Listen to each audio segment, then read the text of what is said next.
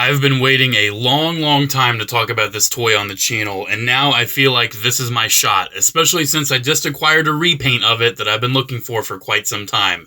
This is Transformers Cybertron Ultra Class Jetfire, and the Decepticon repaint with a bit of a secret, Skyshadow. These toys are amazing. And this Jetfire mold especially is one of the greatest instances of a big, chunky, clicky, giant robot toy released in 2005. And that is why Transformers Cybertron is one of my absolute favorite Transformers toy lines. Not only that, but I've said it a million times, I'm very biased. I woke up at 6 a.m. before school each morning to catch an episode of Cybertron, and Jetfire was always one of my favorite characters. Something about the green, the silver, I guess the Australian accent. It did it for me in a weird way. I loved Jetfire. And I always had the product pamphlets, and I always looked at the green Jetfire. And I looked at it, and I really wanted it. So when I started collecting Transformers in 2012, and really started digging deep and getting older figures in 2013, Cybertron Jetfire was one of the first ones I got. And actually, this is the Takara Galaxy Force version. Don't ask me how I ended up with the Galaxy Force version, I just did. I'm not very well versed on the differences between the Cybertron and the Galaxy Force, but I have the Galaxy Force one. I love both of these toys so much, and I'm very happy I finally found the Skyshadow repaint at the toy department. There is a Transformers 2007 movie repaint that's like all gray and I think some blue on it. I would die to get that one too. I want all the different versions of this mold. But thankfully, for now, I just have the two Cybertron releases, Jetfire and Skyshadow, and I'm super happy with both of these. I don't know if you can tell yet or not, but these jets are huge. These are massive alt modes. The alt mode is immense on these. It's got these massive like quad engines under the wings. It's got these little missile launchers as well. It's got some really nice, awesome detail all throughout. Very nice and bulky, and there's no real apparent visible robot parts as well. Like if you didn't know this turned into a robot, you may be like, what kind of toy is this? That is until you flip the head out for laughs. You can flip the head out in the jet mode. It's kind of hard to pry it, but you can. Come on. There we go. I had to like pinch his head, but I can just have a robot head poking out of the top. And you can do it with Skyshadow too. Please don't be as difficult. Please don't be as difficult. Come on. Don't be as difficult. You're going to be as difficult. All of that work for a stupid little gag. Was it worth it? I don't know. You tell me. Is this entertaining to you? I'm gonna guess probably mildly. Anyways, looking at more of the detail, you can see all this awesome sculpted detail on the wings. It does have electronics. Unfortunately, neither of mine work. I switched out the batteries with brand new ones and... Oh, I guess it is working. I forgot those were the buttons. That is the saddest noise I've ever heard. Oh, wow. I swear I did not script that. I genuinely forgot those were the buttons. Well, thankfully I accidentally pressed those because someone in the comments would have, actually 5,000 people in the comments would have told me. But anyways, you take this tail piece and you flip it back, and number one, it doesn't look like it would really fly anymore by doing that. But that doesn't matter. We can take our Cyberplanet key and we can insert it, and it pops the cannon up very minorly, and these pop out a little bit. I don't know if it's supposed to make a sound, but it doesn't. There is a button right here. This is why I thought that it didn't work, because I know there's this button right here. Oh, now it's shooting. Interesting. How does it change? There are some lights too. That's so weird. Like I don't even. Why is the noise different? I don't understand what's. Anyways, yeah, that's the noise. I only have batteries in Jetfire because I was convinced that Skyshadow was not working. But as we can see, we can also flip Skyshadow. We can also put the Cyberplanet key in, and it will also very minorly pop up and, do that. Yeah, there you go. This gimmick is only really worth it in the vehicle mode. In the robot mode, this kind of just goes on his back. And I guess if you have him, like, flying, it almost looks like it's a gun on his back. But it only really works for the vehicle, let's be honest. Taking a look at some of Skyshadow's details, he adds some cool, like, camo look to him. It's not like a purely camo deco, but you can kind of see, like, this multi-tones of black and how it kind of integrates with this, like, brownish coppery gold. And you can see up here, this is all, like, painted this copper gold, and everything else is in the plastic. Gold plastic. I looked into it before I bought this. This does not seem to be a victim of GPS. I don't know how. Maybe it's because it doesn't have too much of the swirly twirly, or maybe it's just the plastic is that robust. But either way, I've played with this. I've transformed it a couple times. I can't identify anything that is making me concerned that this has GPS, but hopefully it does not. Like I said, TF Wiki has no mention of it being a victim, and I didn't see any forum posts, so I went ahead and bought it, and both of these are super duper cool. So I feel like I showed off Jetfire significantly more than Skyshadow in this vehicle mode portion, so I think it's only fair that we use Skyshadow to transform. It is such a treat to transform this mold. So you can leave these guns on the wings, but I like putting them in the hands. So we can go ahead and take those off. And everything else is pretty straightforward, pretty cool. I can already hear the Transformer Cybertron music in my head as I'm doing this. So we're going to untab these engines, and they're going to swing down and actually slide up into the middle engine there. These are going to be the arms, actually. And I love how these come together. So these back bits, I'm assuming outtakes maybe, you slide them, and they fold down and form the elbow pads. That is super cool. Love that. And then we bend the elbow down, and then the hand, I believe you just slide out, don't you? Don't you just slide the hand out? Or does the hand do something? Oh, that's what it is. You fully bend the elbow. I haven't transformed them into from vehicle to robot much. You fully bend the elbow, and then that will pop it out just enough for you to pull it out. Alright, so there's that part. So now we have a jet with arms. Let's give it a jet with arms and a head. So as you already saw, it is kind of a pain. You want to take this bit, lift it up. And then I found the easiest part is to pinch onto the little ears and slowly kind of lift it up. And there's the awesome head sculpt of Skyshadow / Jetfire. It's the same sculpt. And now this is looking very, very interesting. We're going to take this back bit, and that is going to flip up, and these little winglets are going to flip back. So that's kind of going to be, oh geez, this is looking very special. Quickly, give him legs! So we're going to take these very big, awesome chunks down here. They do have wheels, by the way, so you could actually roll this. And we're going to detach them. I love this transformation. This feels so cool.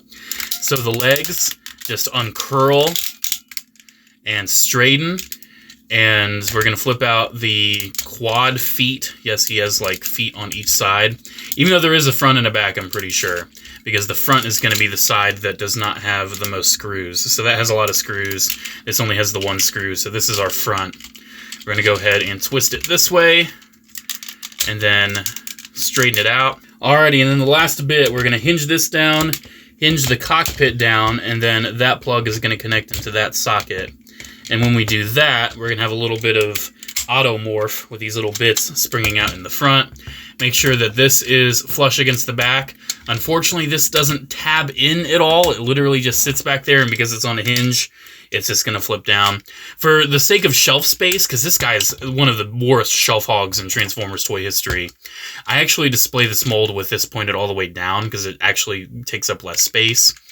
And on top of that, the wings take up tons of space on the shelf. I mean, look at how wide this toy is. So one thing you can also do, you can also point the wings up.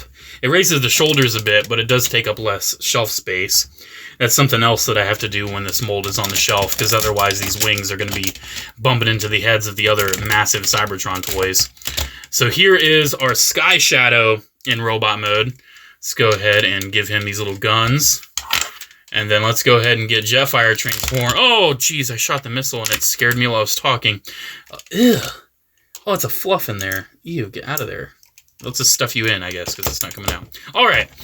Enough jump scaring myself. Let's transform Jetfire and look at both these in robot mode. Alrighty, and here is our Jetfire and our Skyshadow in their robot modes. And seeing both these guys next to each other in their robot modes is just so satisfying. This is seriously one of my favorite toys from Transformers Cybertron. And having a repaint of it, especially Skyshadow, is really cool. It's so cool to have two different characters of this mold in my collection. Wait, two different characters? Am I sure about that? What if Skyshadow is Jetfire in Decepticon disguise? Yeah, that's what it is. They're both the same character. This is both the same character, actually. Kind of like Crumple Zone and Dark Crumple Zone, how it's just the same toy repainted into the same character. This is the same character. Skyshadow is Jetfire undercover as a Decepticon. And apparently in the lore, Jetfire was like, oh yeah, Skyshadow is a legendary Decepticon from the Beast Wars. Makes no sense. There wasn't no Beast Wars Skyshadow. And he decided to redo his color scheme. This is actually a molded Decepticon, or this is a remolded badge, because that's a molded Autobot symbol, and they made this kind of flat and in the shape of a Decepticon symbol, but it's printed on. So they did actually make a slight little mold change, but everything else, this is Jetfire in Decepticon disguise. And I think that's really cool. I think that's neat. I actually had totally forgotten about that detail when I bought it. I just thought it was a Decepticon repaint. But then I'm like, wait, why am I struggling to find a TF wiki page for Cybertron Skyshadow? And I'm like, oh, that's because it's the same character, so I had to go to the Jetfire page, because he's on that page. But yeah, this mold is amazing. As you can see, they cannot stand right next to each other because of these massive wings, so one of them will always kind of have to be slightly behind. Let's get a little bit of a closer look at the details on these. There's not a ton of new robot mode detail, but there's a little bit, especially those head sculpts. I've always been a massive fan of Cybertron Jetfire's head sculpt. Something about the white, the silver mouth plate, the red eye visor. It is just such an awesome looking head sculpt, and I feel like it works really well here for the character of Cybertron Jetfire. And it also looks really cool in the Skyshadow colors as well, because now he's kind of got that gold on his head, he has a red mouth plate, and the visor still looks really cool. You can tell like it's the same character. I really enjoy that, and you can see that slight little remolding I was talking about on the chest. But a lot of the detail is pretty much just carried over in the Jet. The engines are the arms, the main canopy is the torso, the main like cargo area is the legs. Not a lot new when it comes to the details, but they still look super awesome. And this toy is just so big. It's such a shelf hog, but I want a third one at least. To give you a decent idea of how big this mold is, here it is next to a couple other Cybertron figures that I've talked about recently. Here it is with Excellion, which is a kind of larger deluxe class. And here it is with the sideways repaint into a sweep, which is kind of a more modern deluxe class size, even though they were both released in 2005. So you can see this is a big boy. This would be a leader class today. This would be a $55 leader class today, 100%. And honestly, I can see them definitely giving us like a Legacy or Age of the Primes leader class Cybertron Jetfire. I would absolutely buy it. I feel these toys and I'm like, yeah, this is a $55 toy in 2024. Like I definitely feel that. I spent $45 on my Skyshadow. I had no problem doing that. It's that big and substantial of a toy. It's so good. And you may notice with Cybertron stuff, I feel like I call them toys more than figures, because they're not as posable. They're not really made for that.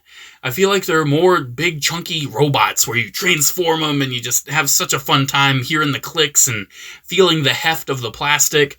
Cybertron, in my opinion, was the closest that Transformers has ever come to being like straight up very high quality Japanese toys directly imported into the US. Megazords, they've always been kind of butchered. Various other things, they've always just kind of been downgraded in some way. And I feel like this was the last time that we've really straight up gotten really impressive Japanese toys in the US. Because from here, there's a lot of differences when it comes to, some qualities and everything. Now, granted, there were differences in paint application between Galaxy Force and Cybertron, but I don't know, dude. I feel like the modern toys are missing the chonk that these have. And since we went ahead and transformed Skyshadow, let's go ahead and go over articulation with Jetfire here. So the head is on a ball joint, which actually gives you a decent amount of little up and down. Tiniest little bit of wiggle, but it's mostly side to side. The arm articulation is where things get awkward.